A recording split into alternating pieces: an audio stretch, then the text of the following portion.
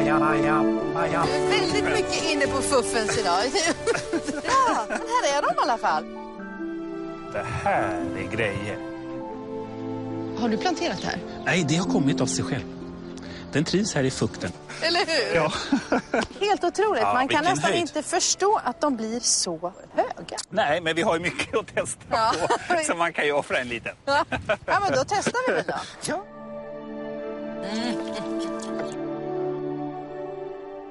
Before you slip into unconsciousness. Jag känner mig hungrig plötsligt.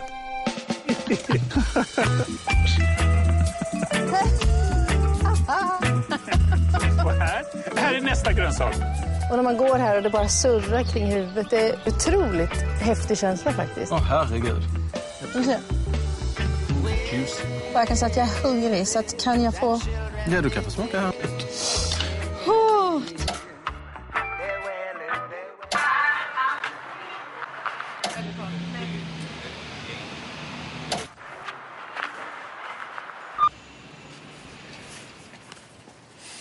Ja, om man vill så kan man ta och läsa en hel del om marijuana. Spännande, roliga artiklar, eller jag vet inte vad riktigt. Weed World har man till exempel. Får bara köpas av de som är över 18. Finns en här som heter Medical Marijuana. Och den klassiska, High Times. Den har anor. Den startade ungefär samtidigt som hippisarna började komma hit till Haight Ashbury.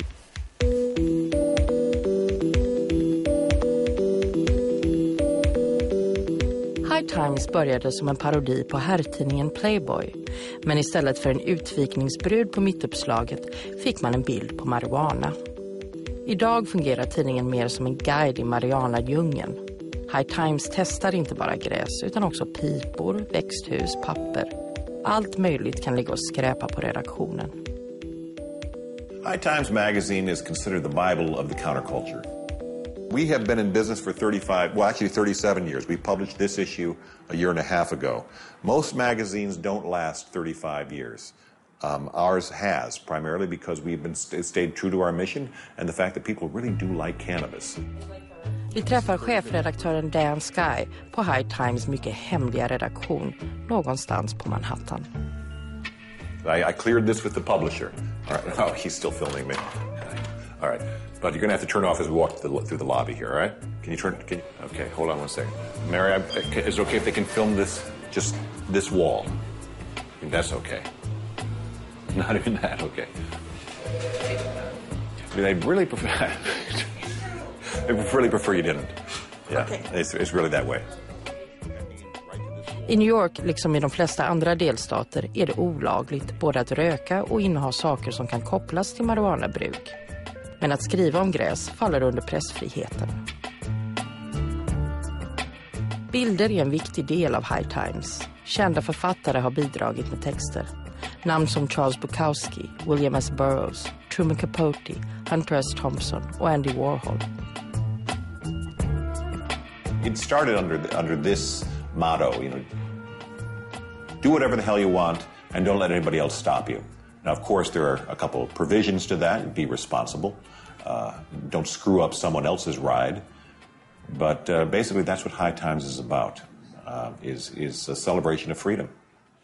You can see all of our issues that go back 37 years here. These are some of the issues that have been, kind of key in our history. These are some of our earliest issues right here. This is back 1974, 76. How about this? The goddess Kali right here. It's got a beer, it's got dice, it's got leather, sex, and mushrooms.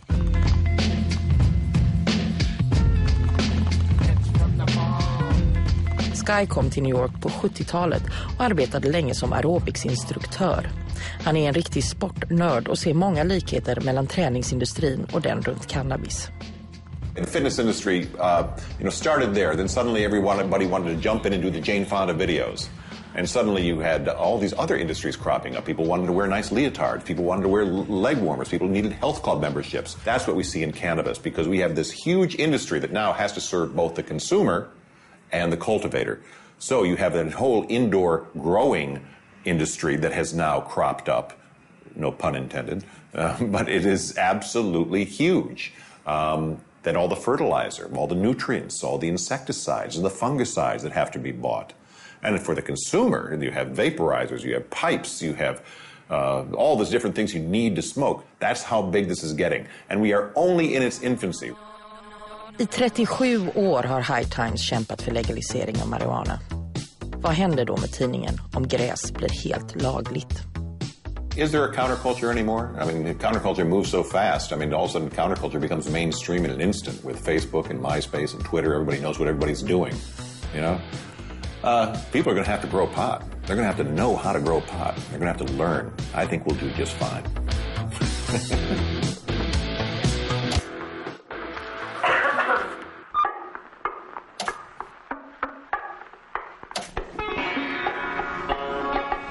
They are a part of the wave of the future.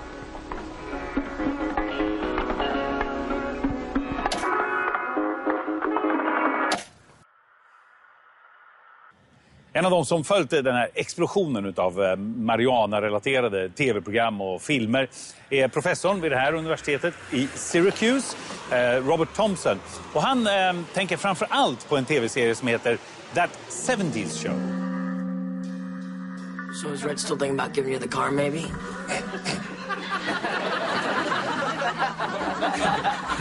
Even if we do get it, we're gonna need some serious gas money, because the cruiser's a boat. I know it's a boat. This whole gas shortage bites. Who's getting a boat? I have to say, when I first saw the first episode of that 70s shows, I thought, wow, how did they get away with that? Isn't there going to be a huge whatever?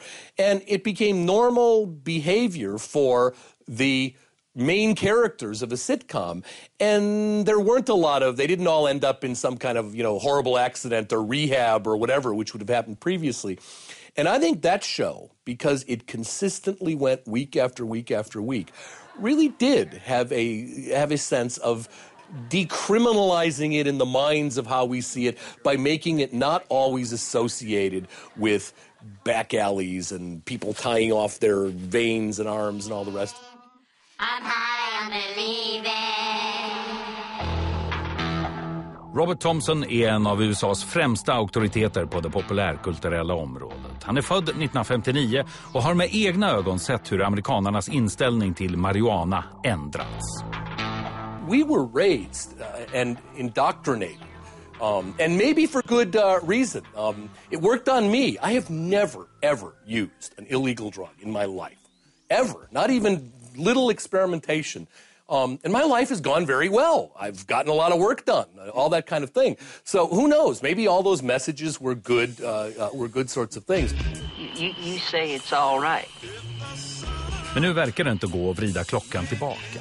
Anledningen till att marijuana syns så ofta är inte bara för att många i samhället ändrat inställning. Det handlar också om film- och tv-skaparnas behov av nya sorts karaktärer och verktyg när de gamla blivit utslitna. Marijuana sort of filled a cultural space that had been vacated by alcohol because of the various issues of alcoholism and the old-fashioned quality of it, and that had been vacated to some extent by cigarette smoking, which had become kind of a universal taboo, even though this was still a legal substance. And I think those things kind of came together to give us this new role that marijuana played. Are you looking? I'm about to do the spinny spin. Okay, here's a show about pot. Weeds, it's called. Yet it's so pretty. I mean, this isn't the kind of dens of iniquity that I associated with and that we saw in all of those, anti-drug hortatory tales that we used to see. And that happened in a generation. That's the amazing thing. I mean, it shows us how quickly the fundamental mores have begun to shift. Legendary. TV-serien Weeds har nu funnits i 5 år och om That 70s Show bröt ett tabu genom att ge en sympatisk bild av marijuana-rökaren har Weeds gjort något mycket mer radikalt. Att göra knarklangaren sympatisk. I hate to interrupt this think tank. Andy, I need you. I'm toasted. There's no math involved. Come on. With Weeds, we get into a situation where not only are we now beginning to explore the use of marijuana, we're beginning to explore its distribution, its growing, it's part of an industry. And the person at the center of this whole thing is our protagonist, not someone we're supposed to hate or want to be killed in the next episode. She's the star of the show. It's very disorienting.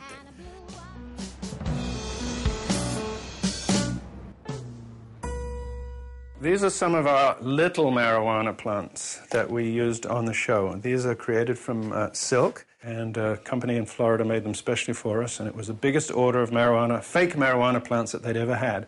And the interesting thing was that up until then, nearly all the fake marijuana plants he'd made were for law enforcement as training tools for policemen to go and catch people so they would know what marijuana looked like. Aggressive! Shit, majestic police! You really gotta clear out now. The fire's up the block and it's moving fast. Holy shit. Mark Burley tror att Weeds succé bygger på att man ställer normala värderingar på huvudet. The boys asleep? The reason that the project was picked up originally was exactly because of that, because it was working outside what might be regarded as normal morality, especially for suburbia. I think the other thing is that it's poking fun at society quite a lot. It's bringing out the hypocrisy in a lot of people, and I think people love to see that revealed. Däremot tror han inte att tv-serien spelat någon roll i människors ändrade attityd till drogen. I don't think that Weeds is like in the vanguard of changing society. I think it's more reflecting what is happening in society. If marijuana is not legal within the next 5 years, I have no faith left in humanity, period. Någonting har i alla fall gjort att drogen skildras på ett helt nytt sätt. Och det utan att det orsakat någon större debatt.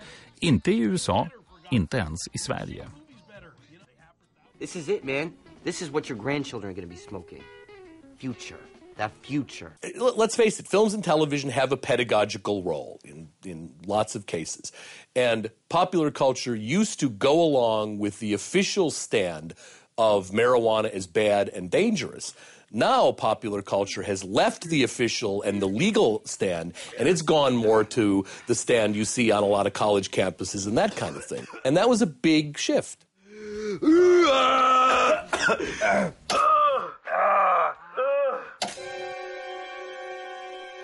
There are practically no happy endings when you fool with drugs.